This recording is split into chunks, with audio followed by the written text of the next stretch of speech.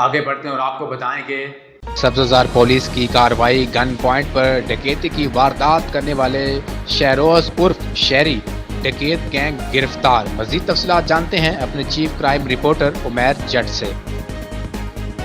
جی بالکل، سبزہ پولیس نے کارروائی کرتے ہوئے گن پوائنٹ پر ڈکیتی کی وارداتیں کرنے والے ڈاکو گرفتار کر لیے ہیں۔